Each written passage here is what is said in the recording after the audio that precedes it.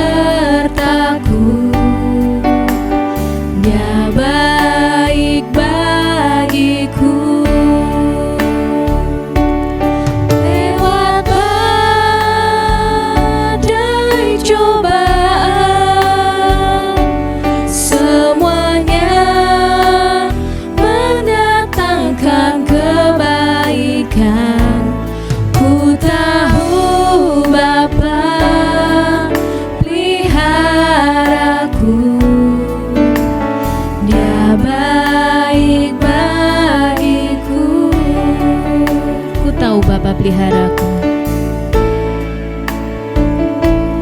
ku tahu Bapa peliharaku, Dia baik, ku yakin Dia selalu sertaku.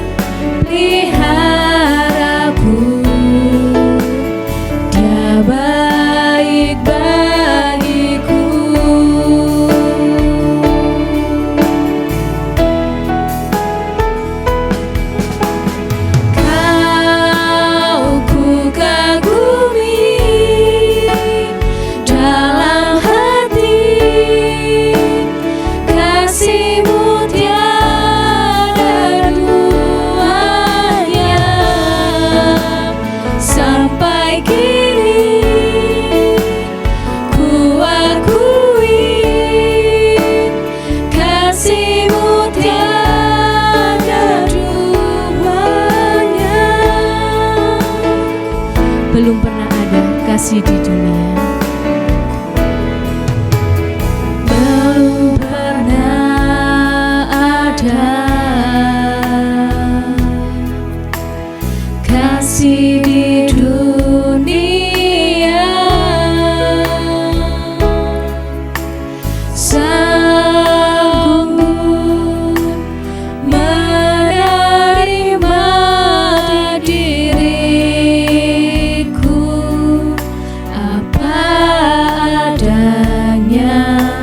selain kasih-Mu, Yesus. Takkan ada lagi kasih seperti ini yang sanggup mengubahkan hidupku. Takkan ada lagi kasih seperti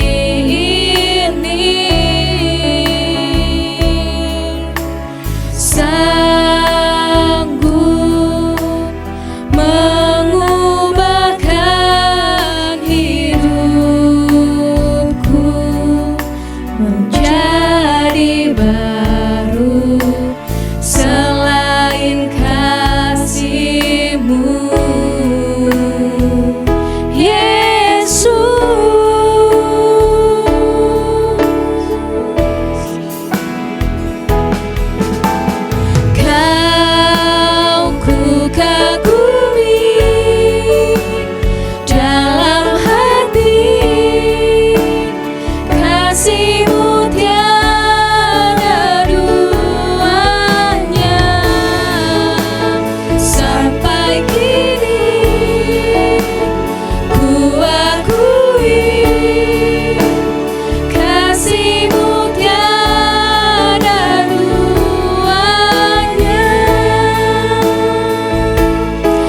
ku kagumi dalam hati. Kau ku kagumi dalam hati, kasih-Mu tiada duanya.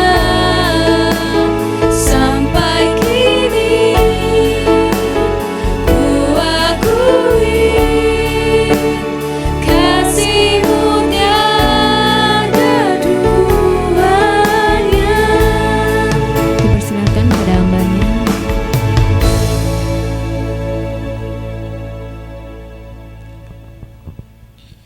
Mari jemaat Tuhan bangkit berdiri. Masuklah, marilah kita sujud menyembah kepada Tuhan. Berlutut di hadapan Tuhan yang menjadikan kita. Sebab Dialah Allah kita dan kitalah umat gembalaannya dan kawanan domba tuntunan tangannya. Kebaktian kita pada pagi hari ini didirikan dan dimulai di dalam nama Allah Bapa, Allah Putra dan Allah Roh Kudus. Turunlah atas kita sekalian anugerah, berkat dan pertolongan dari Allah Tritunggal. Amin. Jemaat Tuhan dipersilakan duduk kembali.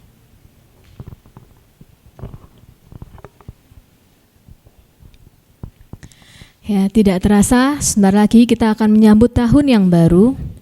Mungkin tahun ini terasa sedikit berbeda dengan tahun-tahun sebelumnya. Banyak tangisan, kesedihan, kekecewaan dan bahkan penderitaan. Namun, hal tersebut janganlah membuat kita kehilangan iman kita, kasih kita, dan pengharapan kita kepada Tuhan. Tetapi sebaliknya, ingatlah bahwa Tuhan tidak pernah meninggalkan kita. Meskipun kita tidak dapat mengerti apa yang Ia rancangkan, namun percayalah bahwa rancangannya adalah rancangan damai sejahtera untuk mendatangkan kepada kita hari depan yang penuh harapan. Janganlah kita selalu mengeluh dan belajarlah bersyukur. Ingat, kita ada sampai hari ini, itu semua hanya karena kasih-Nya. Janganlah kita selalu mengandalkan kekuatan kita, tetapi berjalanlah bersama Tuhan, karena Tuhanlah yang sanggup menopang kita. Bukan dengan kekuatanku, ku dapat jalan hidupku. Kaulah harapan dalam hidupku.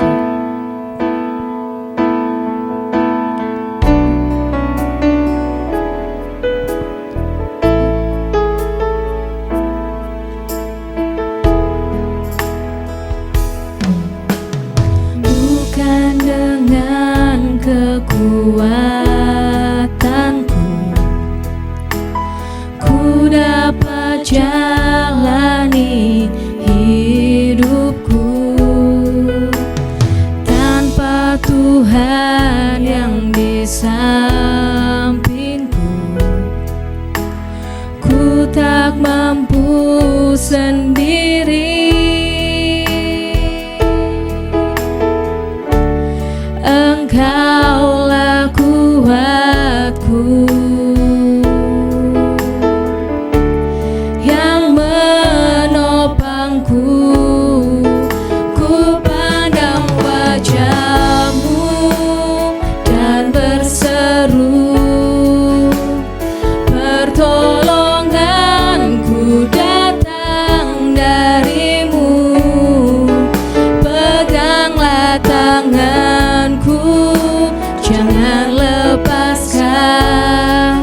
Kaulah harapan dalam hidupku.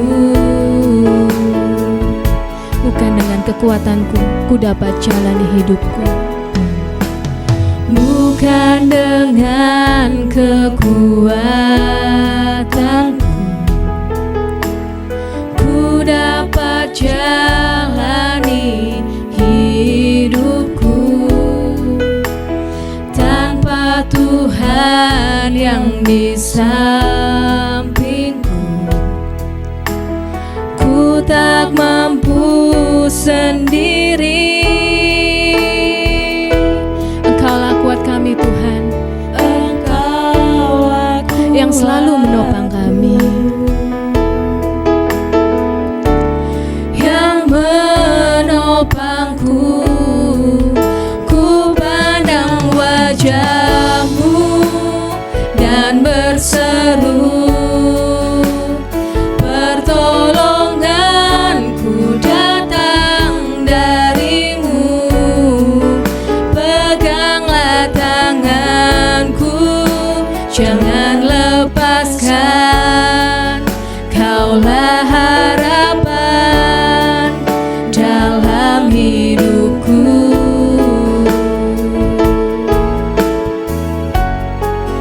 Ku pandang wajah-Mu dan berseru, pertolonganku datang dari-Mu. Peganglah tanganku, jangan lepaskan. Kaulah harapan dalam hidupku. Kaulah harapan dalam hidupku. Dalam hidupku, Kaulah harapan dalam hidupku.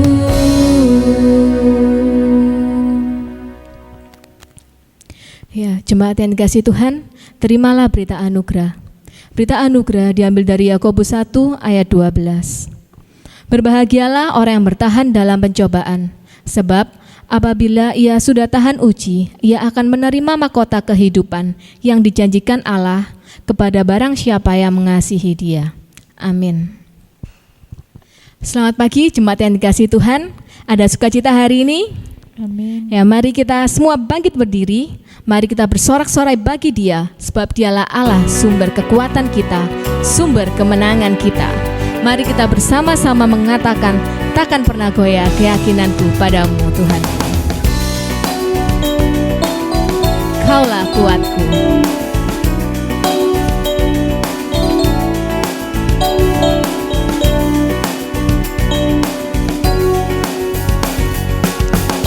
Meskipun musuh di depanku, rintangan menghadang langkahku, ku tahu sungguh Engkau bersamaku. Beribu rebah di kiriku. Beribu rebah di kiriku, berlaksa di sisi kananku. Ku tahu janji-Mu, Engkau bersamaku. Takkan pernah goyah keyakinanku pada diri-Mu, Yesus Tuhanku. Tiada yang seperti diri-Mu. Kaulah kuatku, kebanggaanku, gunung batu dan keselamatanku. Kuat tangan-Mu, perlindunganku. Kaulah Allah sumber kemenanganku.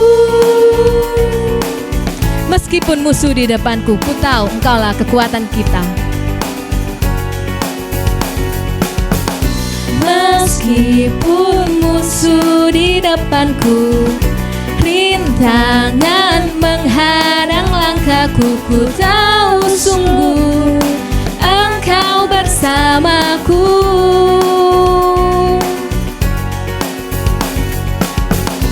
Beribu rebah di kiriku, berlaksa di sisi kananku. Ku tahu janji-Mu, Engkau bersamaku. Takkan pernah goyah keyakinanku. Takkan pernah goyah keyakinanku pada diri-Mu, Yesus Tuhanku. Tiada yang seperti diri-Mu. Kaulah kuatku, kebanggaanku, gunung batu dan keselamatanku. Kuat tangan-Mu, perlindunganku. Kaulah Allah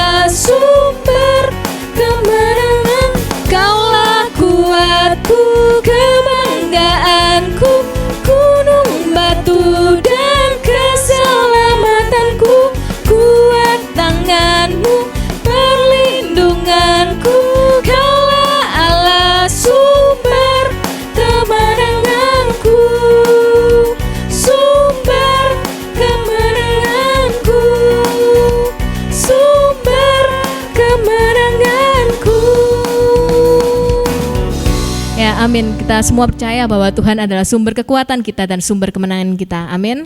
Amin. Ya, jemaat dipersilakan duduk.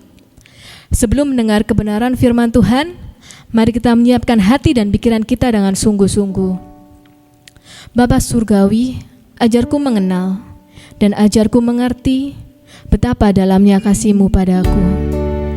Biarlah hatiku selalu bersyukur padamu, karena rencana-Mu terlalu indah bagiku.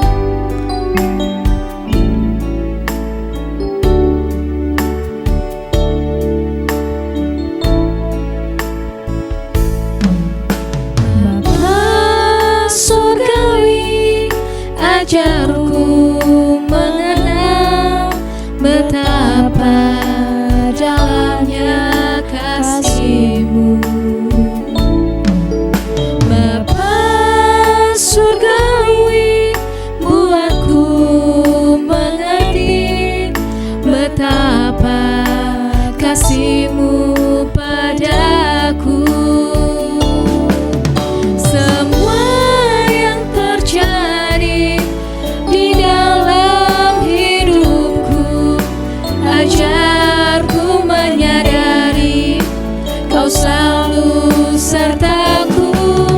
Beri hatiku selalu bersyukur padamu, karena rencana-Mu indah bagiku. Bapa Surgawi, ajarku mengenal betapa dalamnya kasih-Mu dalam kehidupan kami.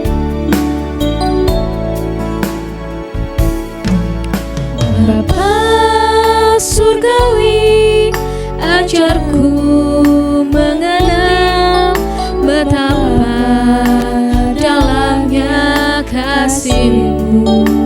Bapa Surgawi, ajarku mengerti. Bapa Surgawi, ajarku mengerti betapa kasih-Mu padaku. Semua yang terjadi di dalam hidupku, ajarku menyadari Kau selalu sertaku. Beri hatiku selalu bersyukur padamu, karena rencana-Mu indah bagiku.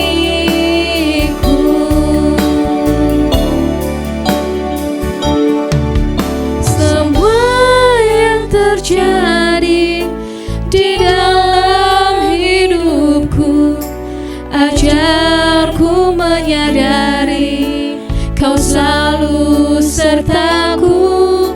Beri hatiku selalu bersyukur padamu, karena rencana-Mu indah bagiku.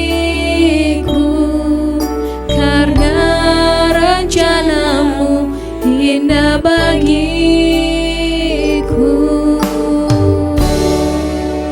Terima kasih Tuhan. Ya, kepada hamba-Nya dipersilakan. Salam Bapak Ibu yang dikasihi Tuhan. Masih belum ada salahnya jikalau saya mengucapkan selamat Natal tahun 2020 dan menyongsong tahun baru tahun 2021. Kiranya kasih, karunia, dan damai sejahtera selalu tetap terus senantiasa beserta dengan kita semuanya. Amin. Ya Bapak Ibu, sebelum kita lebih jauh merenungkan firman Tuhan, mari kita tundukkan kepala dan kita berdoa. Bapak Surgawi, kami menyerahkan pemberitaan firman Tuhan pada pagi hari ini. Biarlah pemberitaan firman Tuhan ini boleh terus melekat dalam hidup kami, setiap firman yang disampaikan bagi setiap kami. Berbicaralah, kami siap untuk mendengarkannya. Urapi mulut bibir hamba-Mu ini yang penuh dengan keterbatasan untuk bisa menyampaikan firman Tuhan sejelas mungkin, sesederhana mungkin, dan dapat diapraktekkan dalam hidup hari lepas hari. Terima kasih Tuhan, terima kasih, kami siap mendengarkan firman-Mu. Demi Kristus Yesus kami bersyukur dan kami berserah. Amin. Bapak Ibu, tema kita pada pagi hari ini adalah iman, pengharapan, dan kasih. Mari untuk mendasari khotbah firman Tuhan pada hari ini kita buka 1 Korintus pasal yang ke-13 ayat yang ke-13. 1 1 Korintus pasal yang ke-13 ayat yang ke-13. Karena cuma satu ayat, mari kita baca secara bersama-sama di rumah kita masing-masing. 1 Korintus 13 ayat 13 dalam hitungan ketiga, mari kita baca bersama-sama. 1, 2, 3. Demikianlah tinggal ketiga hal ini, yaitu iman, pengharapan dan kasih. Dan yang paling besar di antaranya ialah kasih. Sekali lagi saya akan bacakan untuk Bapak Ibu sekalian. Demikianlah tinggal ketiga hal ini, yaitu iman, pengharapan dan kasih. Yang paling besar di antaranya ialah kasih. Berbahagialah setiap kita yang mendengar, merenungkan serta melakukan firman Tuhan dalam hidup kita hari lepas hari. Nah, Bapak Ibu, pasti kita tidak asing dengan satu hewan yang sangat menjijikkan ketika ada di depan mata kita ataupun ada di rumah kita. Hewannya ini, Bapak Ibu ya. Ya, hewan kecoa ya. Pasti Bapak Ibu merasa jijik lewat kehadirannya kecoa di rumah yang seringkali mengganggu setiap kita. Selain menjijikkan, kecoa juga mengancam kesehatan penghuni rumah, betul ya? Jadi makanya tidak heran ketika ada kecoa di depan mata kita, mungkin dengan refleks kita akan menginjak kecoa itu, atau mungkin ada di antara kita yang langsung lari ketika si kecoa itu datang bertamu di rumah kita. Dari segi bentuk Bapak Ibu memang kecoa ini memang rasanya kok kayak aneh gitu ya. Bukan cuma dari segi bentuk, tapi memang dari segi tubuhnya, dari segi apapun yang ada di kecoa ini memang memberikan satu dampak yang negatif.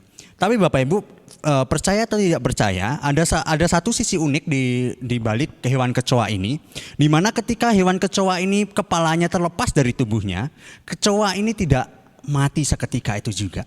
Kalau misalkan hewan lain ataupun kita gitu ya, ketika kepala kita terlepas dari tubuh kita pasti akan mati, benar ya?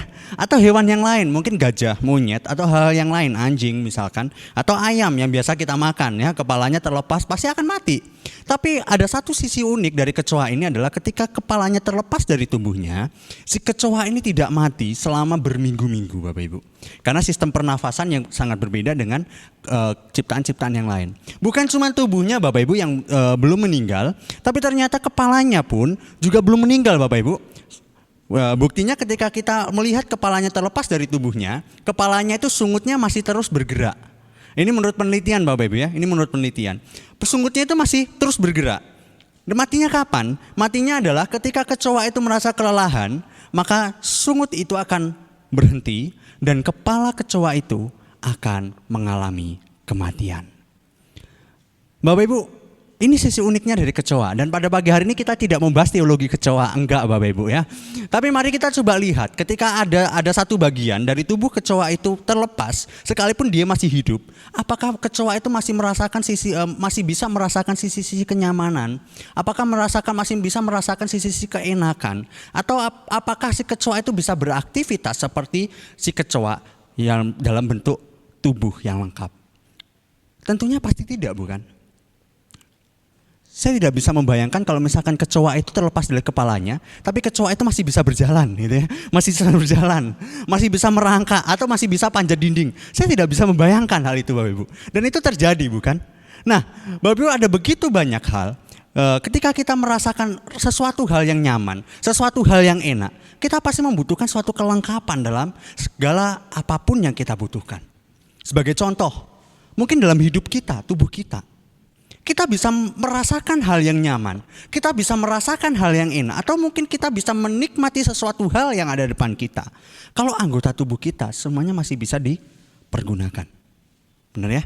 Atau sebagai contoh lain, bangunan bisa berdiri kokoh ketika elemennya semuanya itu bisa tertata dan dilengkapi di dalam bangunan tersebut.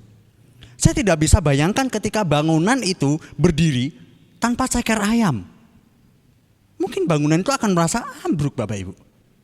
Atau saya tidak bisa membayangkan bangunan itu tegak berdiri tanpa hal-hal yang lain. Atau genteng mungkin, atau baloan kayu mungkin, atau hal-hal yang lain. Hal-hal yang esensial di dalam bangunan itu. Saya tidak bisa membayangkan apakah itu masih bisa disebut bangunan atau bukan. Bapak Ibu, demikian juga dengan kekristenan Bapak Ibu. Ketika kita menjadi Kristen sejati, kita tidak akan bisa melepaskan satu hal yang esensial dalam kehidupan kita. apa hal yang esensial? Yaitu iman, pengharapan, dan kasih.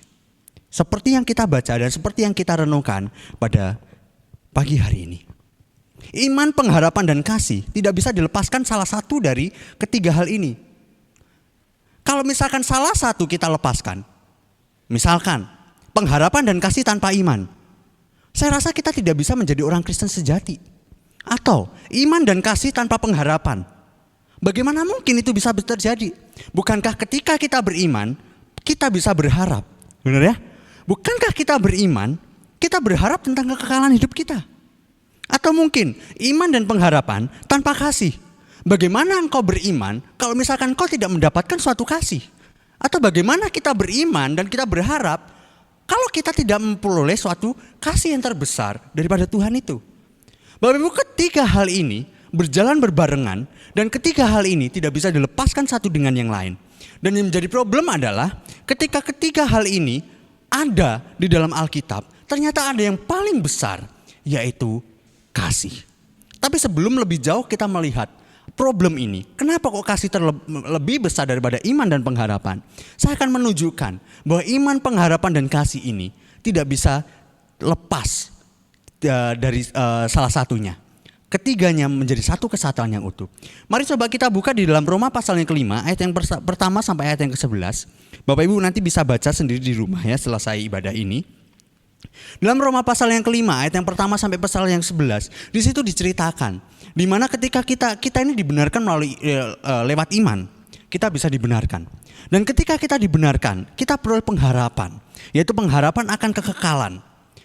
Kita pasti beriman, nanti kita berharap bahwa kita masuk surga, benar ya? Tapi dalam kehidupan kita pastinya ada sisi-sisi lain yang tidak enak bagi kita. Sebagai contoh, masalah, penderitaan, atau hal yang lain.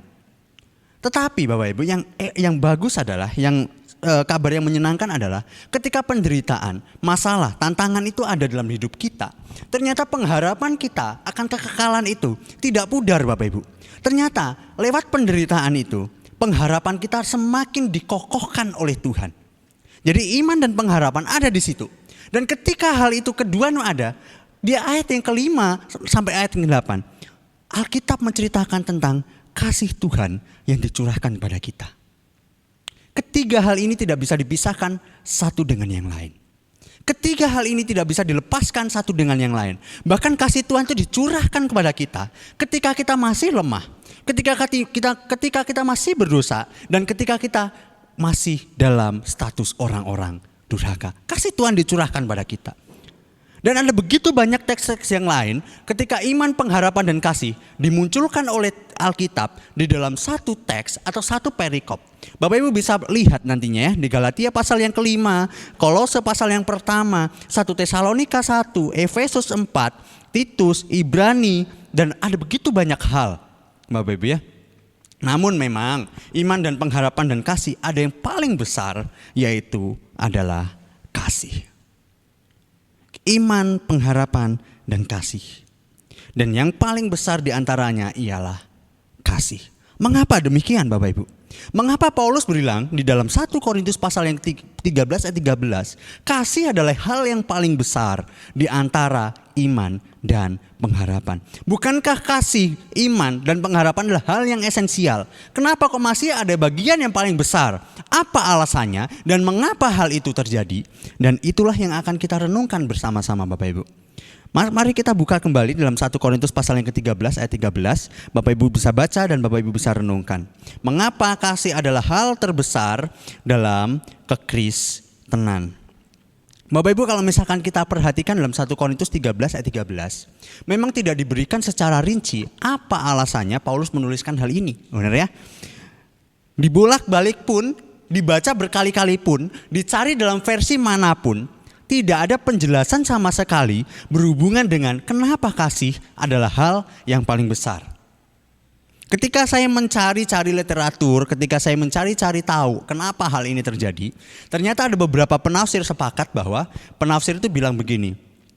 Paulus memang sengaja tidak memberikan alasan karena jemaat mula-mula si penerima surat itu adalah jemaat yang sudah tahu apa alasannya. Kalau misalkan sudah tahu apa alasannya, ngapain harus dijelaskan alasannya? Nah, bagi jemaat mula-mula, ketika Paulus bilang iman, pengharapan, dan kasih, mereka tidak perlu penjelasan. Karena mereka sudah tahu Bapak Ibu. Sama seperti begini Bapak Ibu, kalau misalkan Bapak Ibu itu berada dalam satu komunitas, dan komunitas itu bekerja dalam sesuatu hal yang sama, misalkan dalam pembangunan, dan atau mungkin dalam pembangunan itu studinya sama. Dan pastinya ketika dia studi sama dan ketika mereka bekerja bersama, pasti ada satu istilah-istilah yang mereka pasti tahu dan asing bagi orang-orang di luar yang tidak mengikuti, yang tidak berada dalam satu komunitas tersebut atau di studi tersebut. Sebagai contoh Bapak Ibu, beberapa bulan yang lalu di grup panitia pembangunan gereja GKKA, di situ membicarakan tentang penutupan lubang tangga di lantai 2. Nah, saya ada di situ, hamba-hamba Tuhan ada di situ dan beberapa panitia, majelis ada di situ Bapak Ibu ya. Nah, ketika mereka berbicara tentang penutupan lubang dan panitia tersebut, mereka itu membicarakan bahan, kelengkapan dan beberapa alat yang lain yang diperlukan untuk menutup lubang yang bekas tangga di lantai 2. Naik lantai 2 yang waktu di belakang Bapak ya, ini bangunan yang lama. Nah, dan pada saat itu berbicara tentang bondek ya. Ada satu istilah bangunan yang mau dibeli yaitu bondek. Nah, Bapak Ibu, ketika kita tidak tahu bondek, pasti kalau misalkan Bapak Ibu berada di grup tersebut, Bapak Ibu berada dalam komunitas itu ataupun di dalam studi pembangunan, pasti Bapak Ibu tahu istilahnya. Benar ya? Dan mereka tidak menjelaskan sama sekali tentang istilah tersebut Bapak Ibu. Dan saya rasa mereka pasti tahu tentang istilah bondek itu. Nah, kecuali kita tidak berkecimpung dalam dunia pembangunan, kita tidak berkecimpung di dalam komunitas pekerjaan pembangunan, arsitek dan yang lain-lain, kita nggak tahu. Dan masalahnya adalah Bapak Ibu, pada waktu saya nggak tahu, saya dimintain tolong untuk foto itu tempat untuk untuk naruh bondek itu Bapak Ibu. Saya foto lah, seapa adanya. Saya sok tahu waktu itu Bapak Ibu ya, saya sok tahu. Saya foto, ternyata salah Bapak Ibu. Ini sudah nggak tahu, sok tahu lagi saya ya, tambah salah lagi. Nah, akhirnya saya tanya Mbah Google Bapak Ibu ya, karena saya nggak tahu istilah tersebut, saya tanya Mbah Google. Ternyata Bapak Ibu, bondek itu adalah alat rangkaian besi untuk cor bangunan. Mungkin kalau misalkan bagi panitia yang lupa bisa dibuka di grup panitia pembangunan ya pada saat itu. Waktu itu ketua pembangunan bilang bukan ini Kak Fian ya, yang satunya Kak Fian. Akhirnya saya foto dan benar ternyata. Nah, Bapak Ibu, kita memang seperti itu. Kita berada dalam satu posisi yang tidak sama dengan posisi yang lain.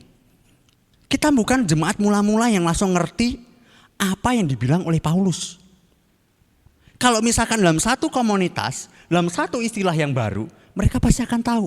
Tapi bagi kita yang bukan dalam komunitas tersebut dan bagi kita yang bukan studi dalam arsitek pembangunan, kita nggak tahu sama sekali Bapak Ibu. Dan demikian juga sama seperti kita bukan jemaat mula-mula Bapak Ibu yang kita langsung tahu apa yang dimaksudkan oleh Paulus. Kita sudah jemaat yang beribu-ribu tahun dari jemaat mula-mula. Pastinya kita tidak tahu. Dan berita gembiranya adalah saya mencari tahu dan saya menjadi tahu. Dan itulah yang akan saya bagikan kepada Bapak Ibu. Kenapa iman, pengharapan dan kasih yang tidak dijelaskan oleh Paulus di dalam jemaat mula-mula, kenapa kasih itu terbesar, itu akan saya jelaskan. Dan mari kita renungkan mengapa kasih lebih besar dari hal esensial yang lain. Saya menjawab dengan dua alasan Bapak Ibu. Kenapa kasih menjadi adalah hal yang paling besar. Yang pertama adalah dari segi konteks dan yang kedua adalah dari segi teologis. Yang pertama Bapak Ibu dari segi konteks. Kalau misalkan kita perhatikan dalam pasal yang ke-13, di sini Paulus itu menceritakan tentang kasih. Tapi Paulus membandingkan kasih bukan dengan esensi kekristenan, tapi Paulus membandingkan kasih dengan karunia-karunia rohani.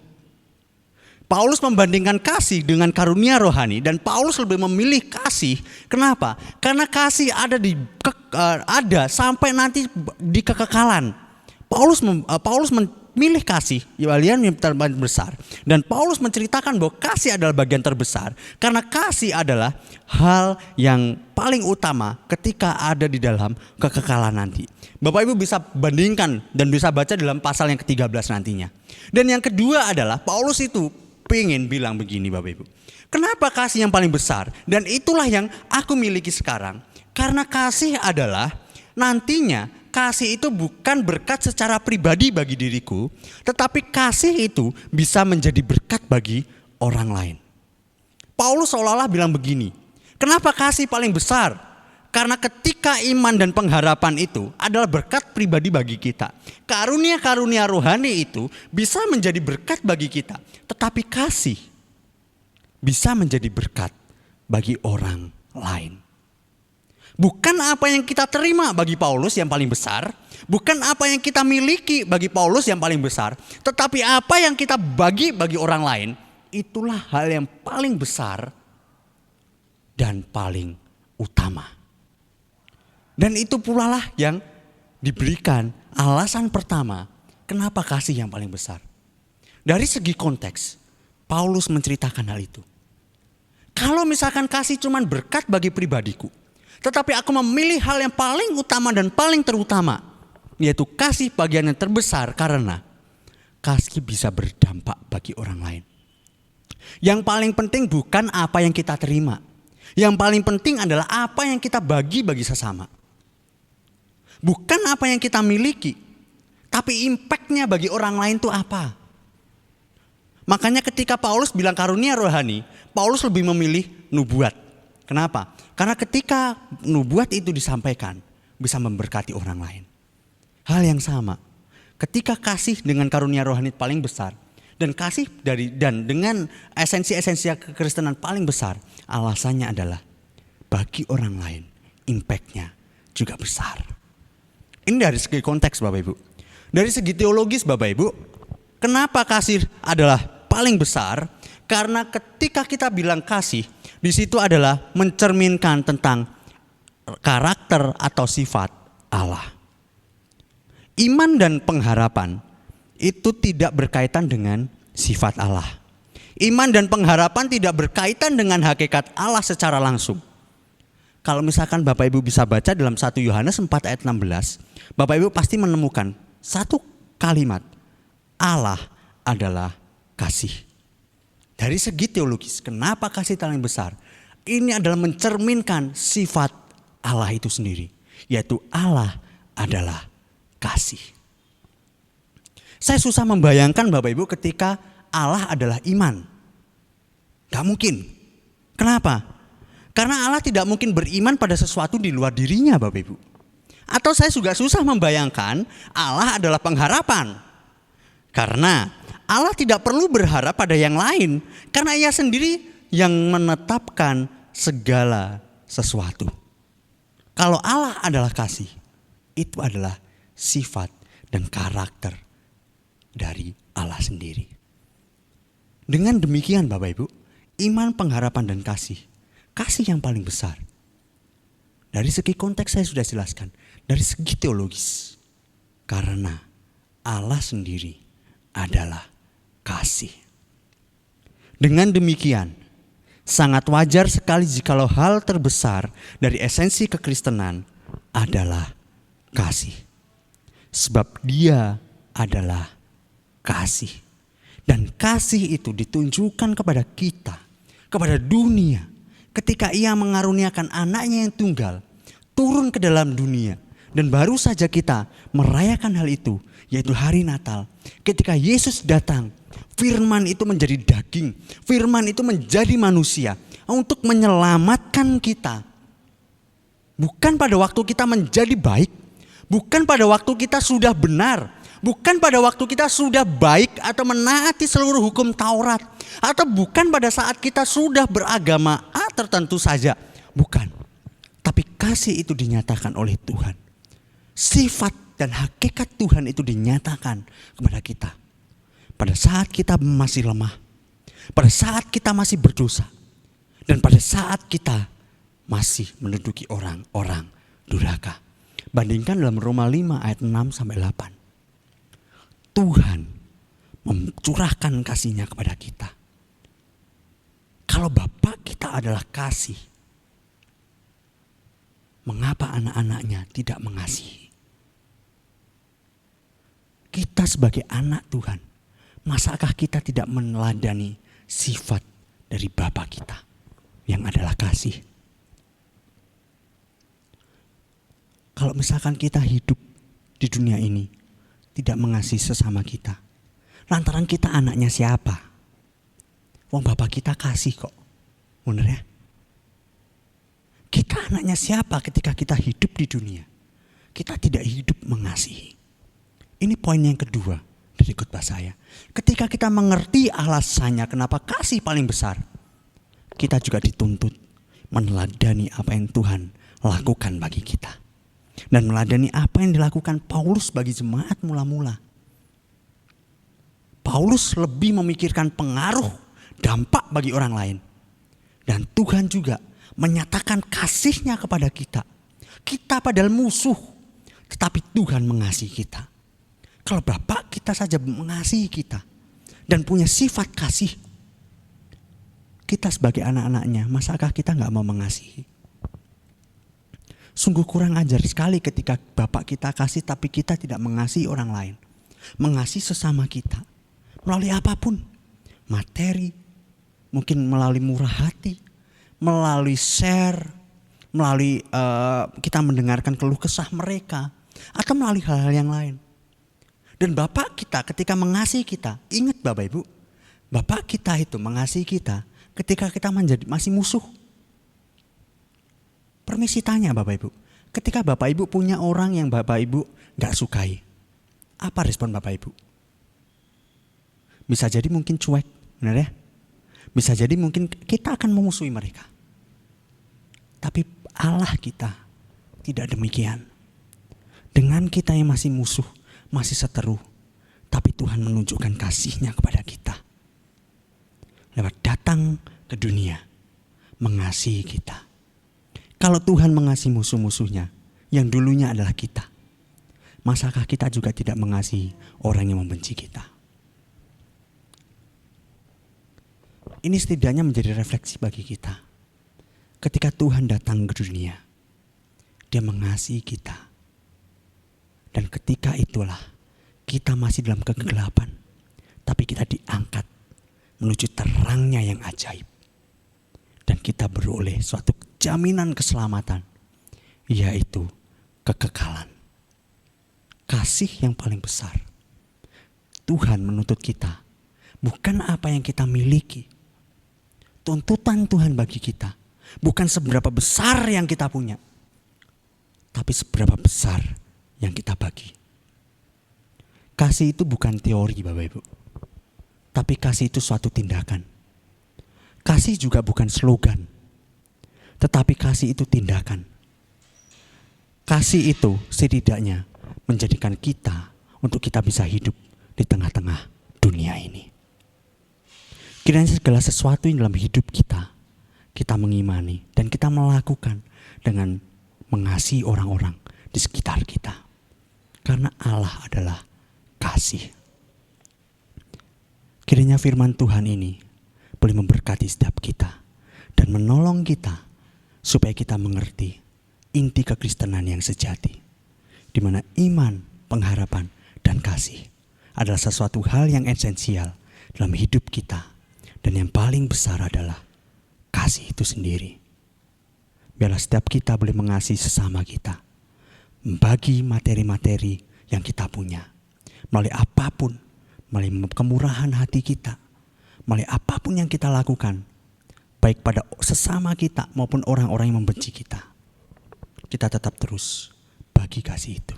Karena yang paling penting adalah apa dampak bagi orang lain, bukan apa yang kita miliki.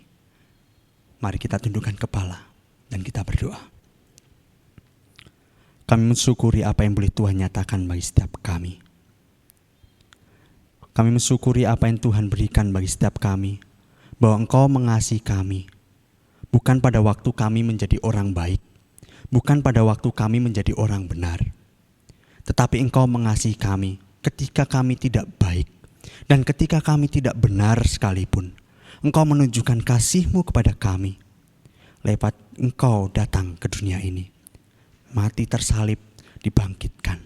Terima kasih Tuhan atas kasih-Mu ini. Dan kami mensyukuri atas hakikat dan sifat-Mu yang adalah kasih. Biarlah setiap kami boleh terus menjadi pelaku-pelaku firman, meneladani Engkau, dan kami boleh terus berdampak dalam kehidupan kami pada orang-orang sekitar kami, sehingga kehidupan kami bisa menyenangkan orang-orang sekitar kami dan menyenangkan hati Tuhan. Terima kasih Tuhan, terima kasih. Demi Kristus Yesus kami bersyukur dan kami berserah. Amin.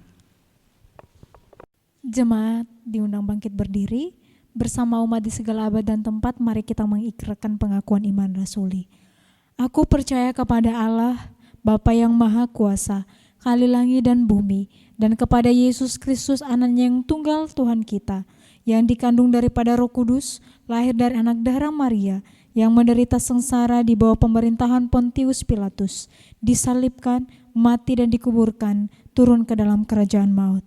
Pada hari yang ketiga, bangkit pula dari antara orang mati, naik ke surga, duduk di sebelah kanan Allah, Bapa yang Maha Kuasa. Dan dari sana Ia akan datang untuk menghakimi orang yang hidup dan yang mati.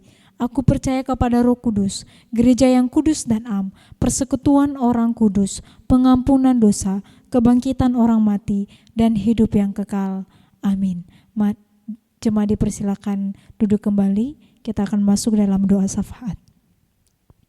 Allah Bapa kami yang bertata di dalam kerajaan surga, kami bersyukur atas kasih dan rahmat-Mu di dalam kehidupan kami yang terus nyata. Dan kami percaya Tuhan bahwa apapun yang kami miliki dan yang kami alami atas seizin Engkau di dalam kehidupan kami. Dan pada saat ini Tuhan, kami membawa setiap doa kami di hadapan-Mu. Kami percaya bahwa Engkau mampu melakukan segala sesuatunya dan mendengar setiap seruan hati kami. Terkhususnya pada saat ini Tuhan, kami berdoa untuk setiap jemaat-Mu yang dalam keadaan sakit. Kami berdoa untuk Pak Iwan, suami dari Ibu Elizabeth. Kami berdoa untuk Ibu Meliana yang masih dalam pemulihan. Dan juga kami berdoa untuk Ibu Sudarsi, Ibu Saniwati, dan bahkan beberapa jemaat Tuhan lainnya yang tidak kami sebutkan namanya. Kami percaya bahwa jamahan Tuhan yang akan nyata di dalam kehidupan mereka. Dan juga Tuhan yang akan memberkati setiap obat yang dikonsumsi, makanan minuman yang mereka konsumsi Tuhan. Kami serahkan seluruh kehidupan mereka ke dalam tangan-Mu. Bela kuasa-Mu yang terus nyata dan kesembuhan terjadi di dalam kehidupan mereka. Dan juga pada saat ini kami berdoa untuk setiap jemaat-Mu yang mungkin dalam pergumulan dan persoalan Tuhan. Tuhan memberikan kekuatan bagi setiap mereka. Tuhan memberikan penghiburan dan membukakan jalan di dalam setiap masalah dan problem yang terjadi dalam kehidupan mereka. Dan juga Tuhan, pada saat ini kami berdoa untuk renovasi gereja yang sedang berjalan. Kami percaya bahwa segala sesuatunya atas seizin dan kehendak Tuhan. Dan kami juga percaya bahwa Tuhan yang turut campur tangan dalam renovasi gereja ini Tuhan. Kami serahkan sepenuhnya ke dalam tangan-Mu, baik dana yang diperlukan dan juga bahan-bahan yang diperlukan Tuhan. Dan juga seluruh tukang yang bekerja, biarlah Tuhan juga memberikan kesehatan dan juga melindungi mereka. Kami juga berdoa untuk seluruh hamba-hamba Tuhan, majelis dan juga badan pengurus yang ada di gereja-Mu ini. Biarlah Tuhan juga berikan hikmat bagi setiap mereka Tuhan, dan juga tanggung jawab untuk melakukan setiap pelayanan yang ada di GKK Pondok Chandra. Tuhan juga memberkati setiap kehidupan mereka, pekerjaan mereka, pelayanan mereka, dan apapun yang menjadi kerinduan mereka Tuhan, kami serahkan sepenuhnya ke dalam tangan-Mu. Dan juga Tuhan, kami berdoa untuk bangsa negara kami. Biarlah kiranya juga Tuhan turut campur tangan bagi bangsa kami ini. Tuhan berikan hikmat bagi para pemimpin kami. Tuhan berikan kesatuan hati bagi setiap mereka dalam menangani setiap masalah yang ada di bangsa kami ini Tuhan.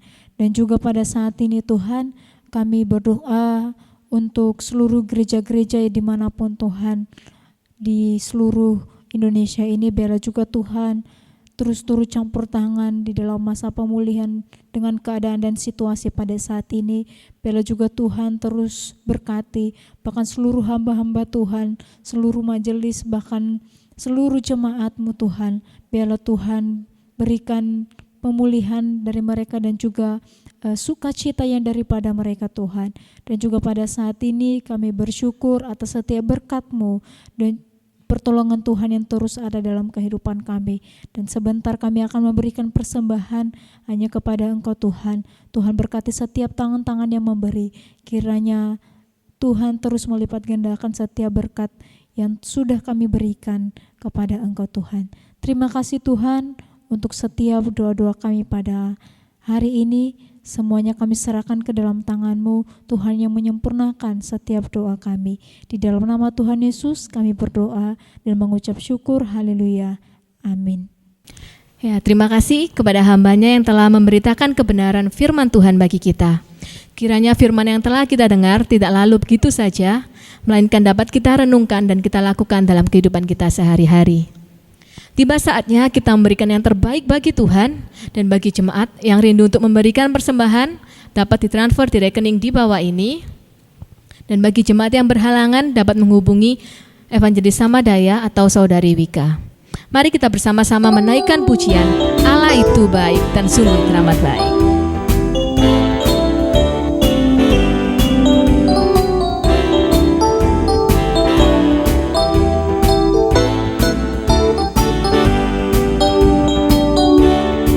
Allah itu baik, sungguh baik bagiku.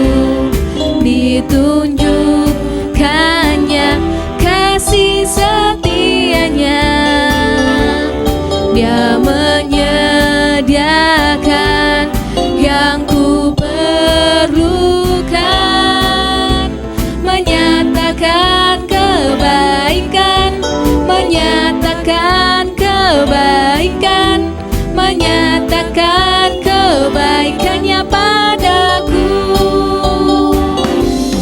Kasih setianya tak pernah berubah, dulu, sekarang, dan selamanya. Ajaiblah kuasa dalam namanya, Yesusku luar biasa. Kasih setianya tak pernah berubah, dulu, sekarang, dan selamanya. Ajaiblah kuasa dalam namanya, Yesusku luar biasa. Yesusku luar biasa. Yesusku luar biasa.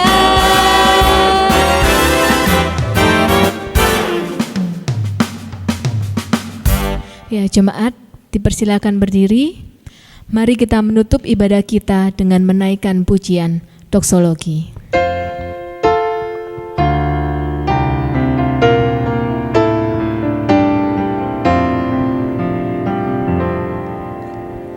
Puji Allah Bapa Putra,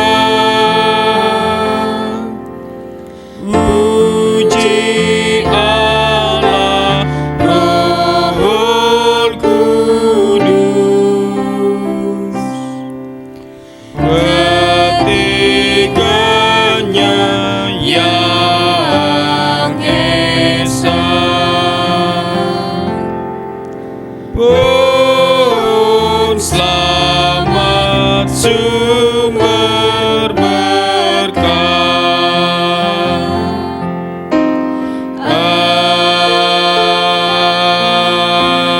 Amin. Mari kita pulang dengan penuh keyakinan kepada Tuhan dan kita terima berkat daripadanya. Tuhan memberkati kita dan melindungi kita. Tuhan menyinari wajah-Nya kepada kita dan memberi kita kasih karunia. Tuhan menghadapkan wajah-Nya kepada kita dan memberi kita damai sejahtera, mulai dari sekarang sampai selama-lamanya. Amin. Amin.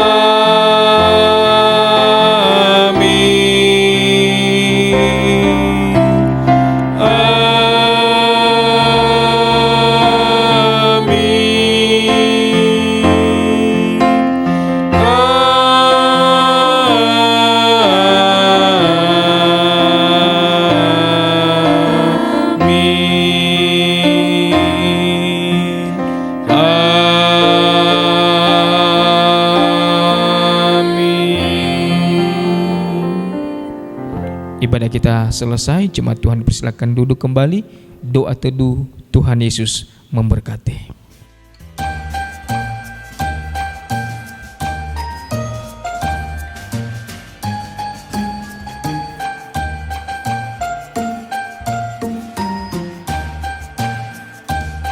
Jangan lupa Bapak Ibu, di dalam akhir tahun itu kita juga ada persembahan syukur dan perjamuan kudus. Diharapkan jemaat mempersiapkan diri dengan baik. Demikian warta kita, pengumuman kita.